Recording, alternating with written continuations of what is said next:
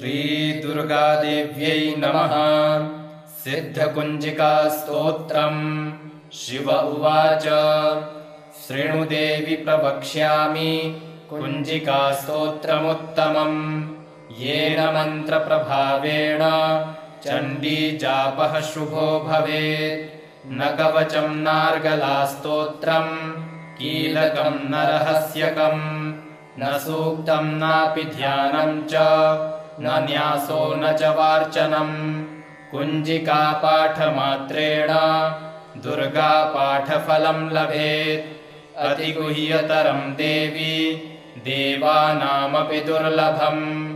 गोपनीयम् प्रयत्नेन स्वयोनिरिव पार्वती। मारणम् मोहनम् वश्यम् स्तम्भनोच्चाटनादिकम्। पाठमात्रेण संसिद्ध्येत् कुञ्जिकास्तोत्रमुत्तमम्। अथ मन्त्रः। ॐ ऐं ह्रीं क्लीं चामुण्डायै विच्चे। ॐ ग्लौं हुं क्लीं जूं सः ज्वालय ज्वालय ज्वल ज्वल प्रज्वल प्रज्वल। ऐं ह्रीं क्लीं चामुण्डायै विच्चे। ज्वल हं सं लं छं फट् स्वाहा। नमस्ते रुद्ररूपिण्यै नमस्ते मधुमर्दिनी। नमः कैटभहारिण्यै नमस्ते महिषार्दिनी। नमस्ते शुम्भहन्त्र्यै च निशुम्भासुरघातिनी। जाग्रतं हि महादेवी जपं सिद्धं कुरुष्व मे। ऐङ्कारी सृष्टिरूपायै ह्रीङ्कारी प्रतिपालिका। क्लीङ्कारी कामरूपिण्यै बीजरूपे नमोऽस्तु ते। चामुण्डा चण्डघाती च यैकारी वरदायिनी। विच्चे चाभयदा नित्यम् नमस्ते मन्त्ररूपिणी। धां धीं धूं धूर्जटे पत्नी। वां वीं वूं वागधीश्वरी। क्रां क्रीं क्रूं कालिका देवी। शां शीं शूं मे शुभं कुरु। हुं हुं हुंकाररूपिण्यै जं जं जं जम्भनादिनी। भ्रां ह्रीं भ्रूं भैरवी भद्रे भवान्यै ते नमो नमः। अं कं चं टं तं पं यं शं ह्रीं दूं ऐं ह्रीं हं क्षं धिजाग्रं धिजाग्रं त्रोटय त्रोटय। दीप्तं कुरु कुरु स्वाहा। पां पीं पूं पार्वती पूर्णा। खां खीं खूं खेचरी तथा। सां सीं सूं सप्तशती देव्या मन्त्रसिद्धिं कुरुष्व मे। इदं तु कुञ्जिकास्तोत्रम् मन्त्रजागर्ति हेतवे। अभक्तेनैव दातव्यम् गोपितं रक्ष पार्वती। यस्तु कुञ्जिकया देवी हीनां सप्तशतीं पठेत् न तस्य जायते सिद्धि ररण्ये रोदनं यथा। शिव उवाच शृणुदेवि प्रवक्ष्यामि कुञ्जिकास्तोत्रमुत्तमम्। येन मन्त्रप्रभावेण चण्डीजापः शुभो भवेत्। न कवचम् नार्गलास्तोत्रम् कीलकम् न रहस्यकम् न सूक्तम् नापि ध्यानम् च न न्यासो न च वार्चनम्। कुञ्जिकापाठमात्रेण दुर्गापाठफलम् लभेत्। अतिगुह्यतरम् देवी देवानामपि दुर्लभम्। गोपनीयम् प्रयत्नेन स्वयोनिरिव पार्वती। मारणम् मोहनम् वश्यम् स्तम्भनोच्चाटनादिकम्। पाठमात्रेण संसिद्ध्येत् कुञ्जिकास्तोत्रमुत्तमम्। अथ मन्त्रः। ॐ ऐं ह्रीं क्लीं चामुण्डायै विच्चे। ॐ ग्लौं हुं क्लीं जूं सः ज्वालय ज्वालय ज्वल ज्वल प्रज्वल प्रज्वल। ऐं ह्रीं क्लीं चामुण्डायै विच्चे। ज्वल हं सं लं छं फट् स्वाहा। नमस्ते रुद्ररूपिण्यै नमस्ते मधुमर्दिनी नमः कैटभहारिण्यै नमस्ते महिषार्दिनी नमस्ते शुम्भहन्त्रै च निशुम्भासुरघातिनी। जाग्रतं हि महादेवी जपं सिद्धं कुरुष्व मे।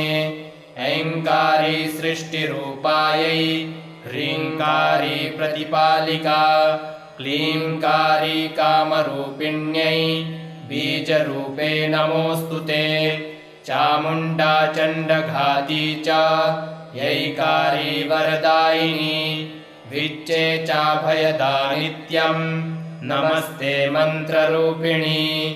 धां धीं धूं धूर्जटे पत्नी वां वीं वूं वागधीश्वरी। क्रां क्रीं क्रूं कालिका देवी शां शीं शूं मे शुभं कुरु। हुं हुं हुंकाररूपिण्यै जं जं जं जम्भनादिनी। भ्रां ह्रीं भ्रूं भैरवी भद्रे भवान्यै ते नमो नमः।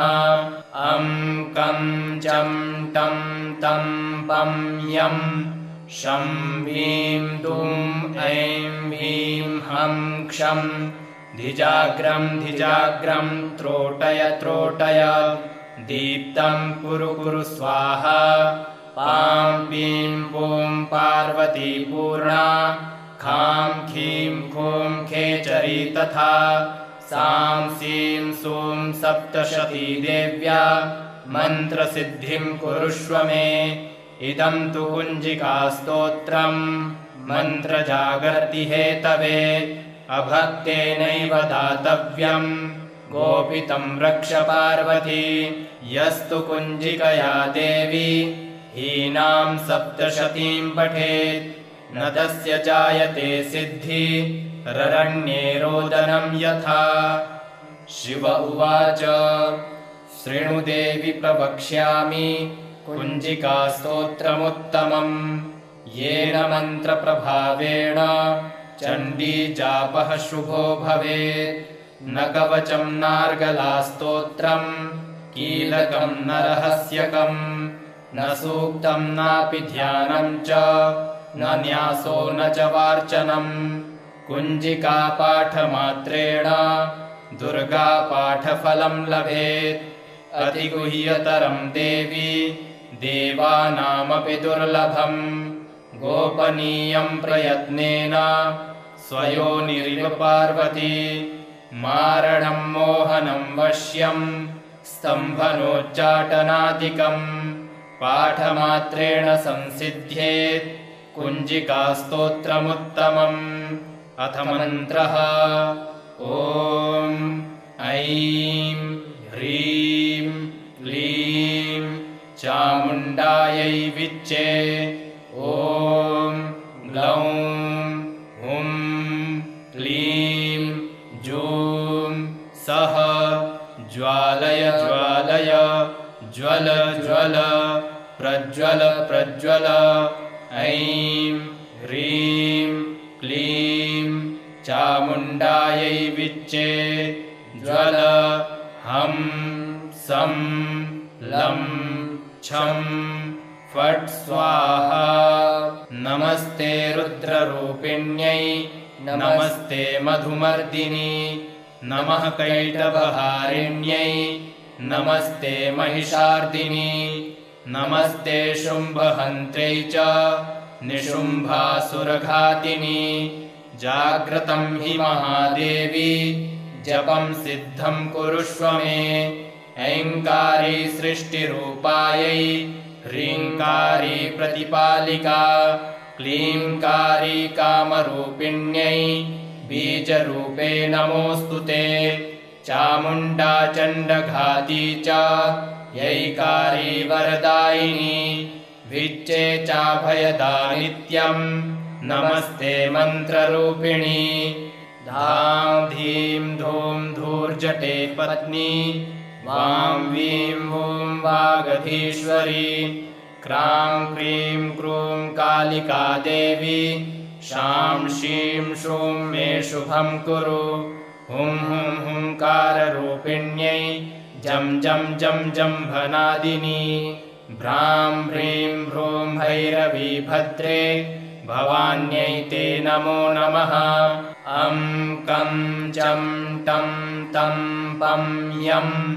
शं ह्रीं दुं ऐं ह्रीं हं क्षं धिजाग्रं धिजाग्रं त्रोटय त्रोटय दीप्तं कुरु कुरु स्वाहा पां पीं पूं पार्वती पूर्णा खां खीं खूं खेचरी तथा सां सीं सूं सप्तशती देव्या मन्त्रसिद्धिं कुरुष्व मे इदं तु कुञ्जिकास्तोत्रं मन्त्रजागर्ति हेतवे अभक्तेनैव दातव्यं गोपितं रक्ष पार्वती यस्तु कुञ्जिकया देवी हीनां सप्तशतीं पठेत् न तस्य जायते सिद्धि ररण्ये रोदनं यथा शिव उवाच शृणु देवि प्रवक्ष्यामि कुञ्जिकास्तोत्रमुत्तमम्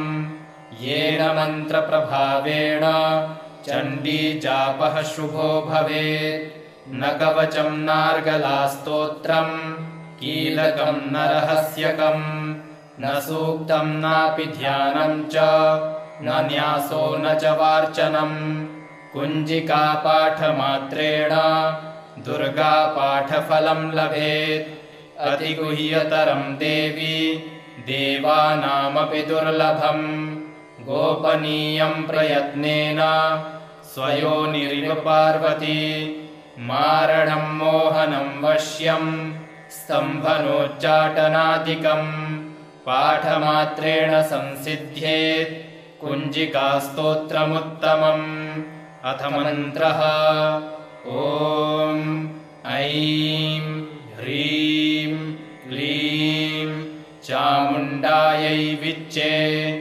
ॐ ग्लौं हुं क्लीं जूं सः ज्वालय ज्वालय ज्वल ज्वल प्रज्वल प्रज्वल ऐं ह्रीं क्लीं चामुण्डायै विच्चे ज्वल हं सं लं छं फट् स्वाहा नमस्ते रुद्ररूपिण्यै नमस्ते मधुमर्दिनी नमः कैटभहारिण्यै नमस्ते महिषार्दिनी नमस्ते शुम्भहन्त्रै च निशुम्भासुरघातिनी जाग्रतं हि महादेवी जपं सिद्धं कुरुष्व मे ऐङ्कारी सृष्टिरूपायै ह्रीङ्कारी प्रतिपालिका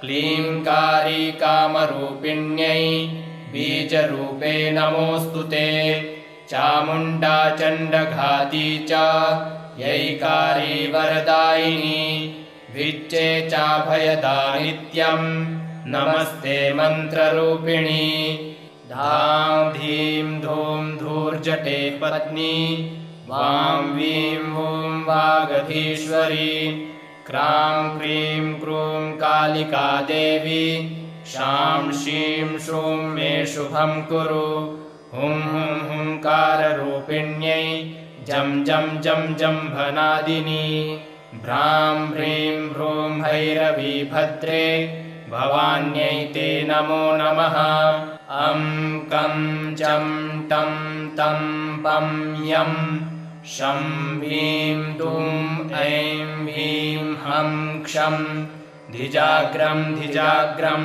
त्रोटय त्रोटय दीप्तं कुरु कुरु स्वाहा पां पीं पूं पार्वती पूर्णा खां खीं खूं खेचरी तथा सां सीं सूं सप्तशती देव्या मन्त्रसिद्धिं कुरुष्व मे इदं तु कुञ्जिकास्तोत्रम् मन्त्रजागर्ति हेतवे अभक्तेनैव दातव्यम् गोपितं रक्ष पार्वती यस्तु कुञ्जिकया देवी हीनां सप्तशतीं पठेत् न तस्य जायते सिद्धि ररण्ये रोदनं यथा।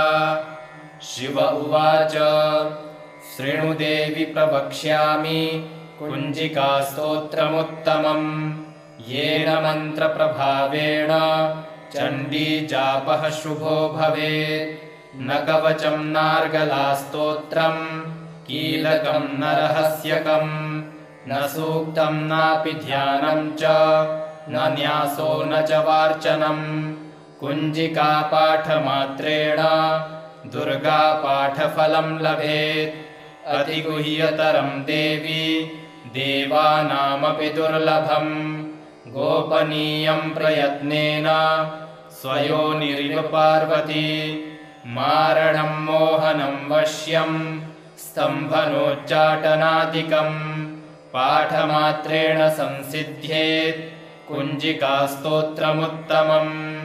अथ मन्त्रः ॐ ऐं ह्रीं क्लीं चामुण्डायै विच्चे ॐ ग्लौं हुं क्लीं जूं सः ज्वालय ज्वालय ज्वल ज्वल प्रज्वल प्रज्वल ऐं ह्रीं क्लीं चामुण्डायै विच्चे ज्वल हं सं लं छं फट् स्वाहा।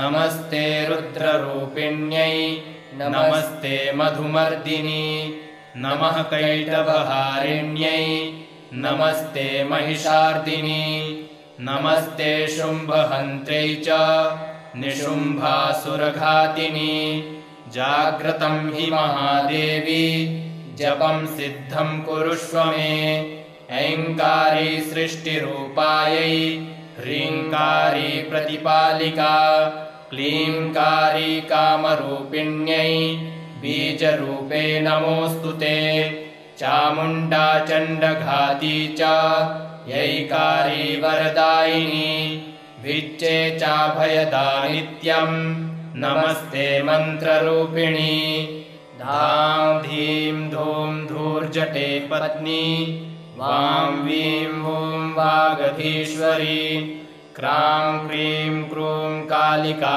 देवी शां शीं शूं मे शुभं कुरु हुं हुं हुंकाररूपिण्यै जं जं जं जम्भनादिनी भ्रां ह्रीं भ्रूं भैरवी भद्रे भवान्यै ते नमो नमः अं कं चं टं तं पं यं शं ह्रीं दुं ऐं ह्रीं हं क्षं धिजाग्रं धिजाग्रं त्रोटय त्रोटय दीप्तं कुरु कुरु स्वाहा पां पीं पूं पार्वती पूर्णा खां खीं खूं खेचरी तथा सां सीं सूं सप्तशती देव्या मन्त्रसिद्धिं कुरुष्व मे इदं तु कुञ्जिकास्तोत्रम् मन्त्रजागर्ति हेतवे अभक्तेनैव दातव्यम्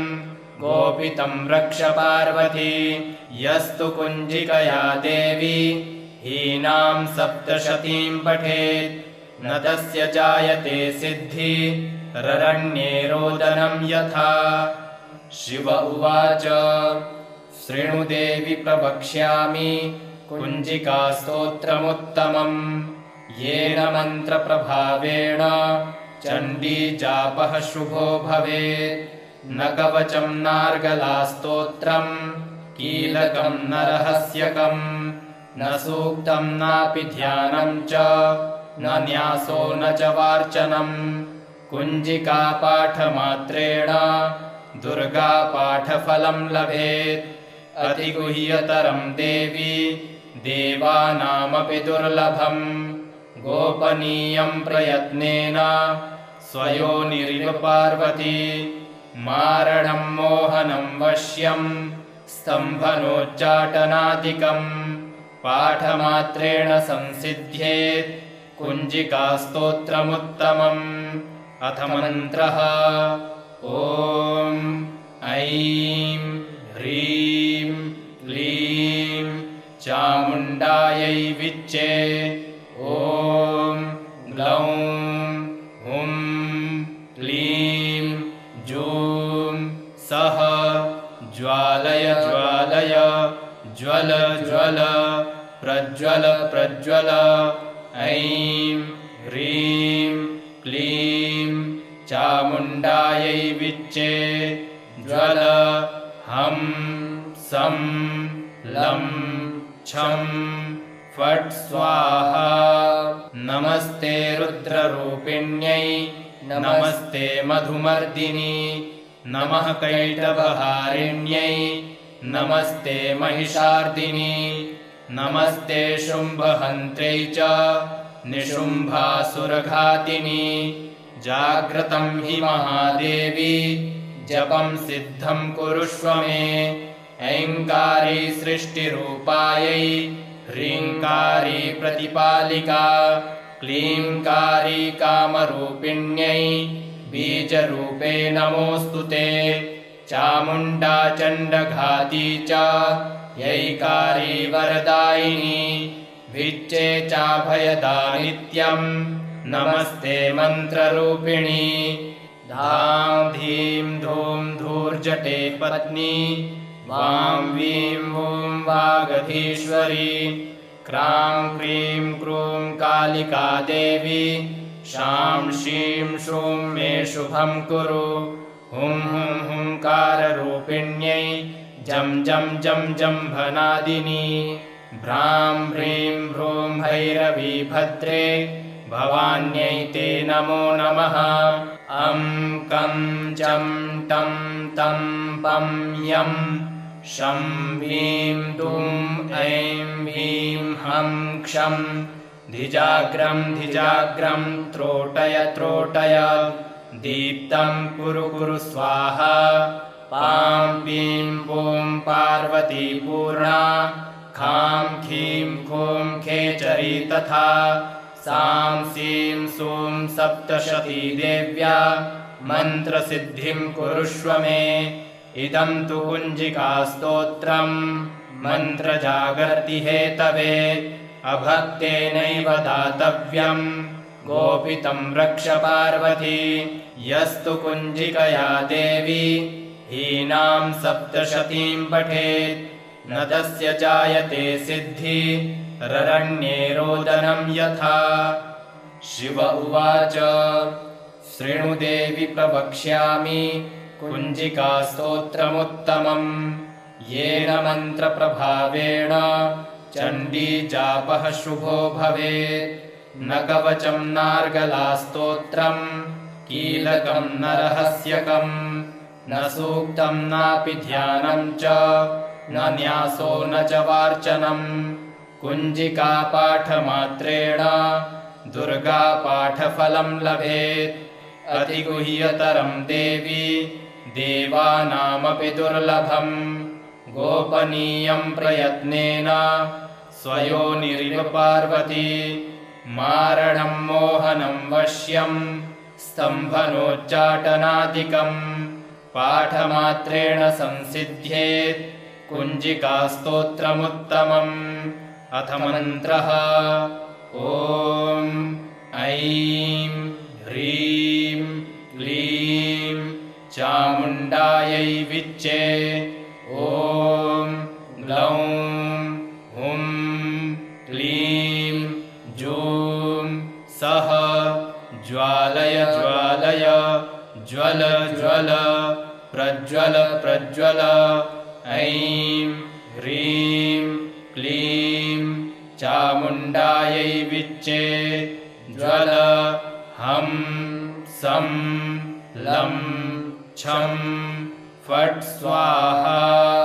नमस्ते रुद्ररूपिण्यै नमस्ते मधुमर्दिनी नमः कैटभहारिण्यै नमस्ते महिषार्दिनी नमस्ते शुम्भहन्त्र्यै च निशुम्भासुरघातिनी। जाग्रतं हि महादेवी जपं सिद्धं कुरुष्व मे। ऐङ्कारी सृष्टिरूपायै ह्रीङ्कारी प्रतिपालिका क्लीङ्कारी कामरूपिण्यै बीजरूपे नमोऽस्तु ते। चामुण्डा चण्डघाती च यैकारी वरदायिनी भिच्चे चाभयदा नित्यं नमस्ते मन्त्ररूपिणी। धां धीं धूं धूर्जटे पत्नी वां वीं वूं वागधीश्वरी क्रां क्रीं क्रूं कालिका देवी शां शीं शूं मे शुभं कुरु। हुं हुं हुंकाररूपिण्यै जं जं जं जम्भनादिनी भ्रां ह्रीं भ्रूं भैरवी भद्रे भवान्यै ते नमो नमः। अं कं चं टं तं पं यं शं ह्रीं दुं ऐं ह्रीं हं क्षं धिजाग्रं धिजाग्रं त्रोटय त्रोटय दीप्तं कुरु कुरु स्वाहा। पां पीं पूं पार्वती पूर्णा खां खीं खूं खेचरी तथा सां सीं सूं सप्तशती देव्या मन्त्रसिद्धिं कुरुष्व मे। इदं तु कुञ्जिकास्तोत्रं मन्त्रजागर्ति हेतवे अभक्तेनैव दातव्यं गोपितं रक्ष पार्वती। यस्तु कुञ्जिकया देवी हीनां सप्तशतीं पठेत् न तस्य जायते सिद्धि ररण्ये रोदनं यथा। शिव उवाच शृणु देवि प्रवक्ष्यामि कुञ्जिकास्तोत्रमुत्तमम् येन मन्त्रप्रभावेण चण्डीजापः शुभो भवेत्। न कवचं नार्गलास्तोत्रं कीलकं न रहस्यकं न सूक्तं नापि ध्यानं च न न्यासो न च वार्चनम्। कुञ्जिकापाठमात्रेण दुर्गापाठफलं लभेत्। अतिगुह्यतरं देवी देवानामपि दुर्लभम्। गोपनीयं प्रयत्नेन स्वयोनिरिव पार्वती मारणं मोहनं वश्यं स्तम्भनोच्चाटनादिकम् पाठमात्रेण संसिद्ध्येत् कुञ्जिकास्तोत्रमुत्तमम्। अथ मन्त्रः ॐ ऐं ह्रीं क्लीं चामुण्डायै विच्चे।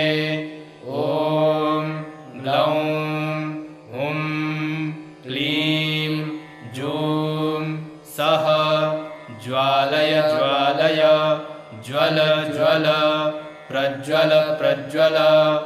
ऐं ह्रीं क्लीं चामुण्डायै विच्चे। ज्वल हं सं लं छं फट् स्वाहा। नमस्ते रुद्ररूपिण्यै नमस्ते मधुमर्दिनी नमः कैटभहारिण्यै नमस्ते महिषार्दिनी नमस्ते शुम्भहन्त्र्यै च निशुम्भासुरघातिनी। जाग्रतं हि महादेवी जपं सिद्धं कुरुष्व मे।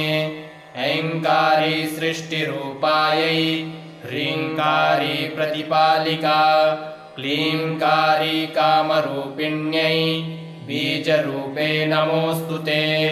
चामुण्डा चण्डघाती च यैकारी वरदायिनी भिच्चे चाभयदा नित्यं नमस्ते मन्त्ररूपिणी। धां धीं धूं धूर्जटे पत्नी वां वीं वूं वागधीश्वरी क्रां क्रीं क्रूं कालिका देवी शां शीं शूं मे शुभं कुरु हुं हुं हुंकाररूपिण्यै जं जं जं जम्भनादिनी भ्रां ह्रीं ह्रूं भैरवी भद्रे भवान्यै ते नमो नमः अं कं चं टं तं पं यं शं ह्रीं दुं ऐं ह्रीं हं क्षं धिजाग्रं धिजाग्रं त्रोटय त्रोटय दीप्तं कुरु कुरु स्वाहा पां पीं पूं पार्वती पूर्णा खां खीं खूं खेचरी तथा सां सीं सूं सप्तशती देव्या मन्त्रसिद्धिं कुरुष्व मे इदं तु कुञ्जिकास्तोत्रम् मन्त्रजागर्ति हेतवे अभक्तेनैव दातव्यम् गोपितं रक्ष पार्वती यस्तु कुञ्जिकया देवी हीनां सप्तशतीं पठेत् न तस्य जायते सिद्धि ररण्ये रोदनं यथा श्रीरुद्रयामले गौरीतन्त्रे शिवपार्वती संवादे कुञ्जिकास्तोत्रं सम्पूर्णम् श्रीजगदम्बार्पणमस्तु।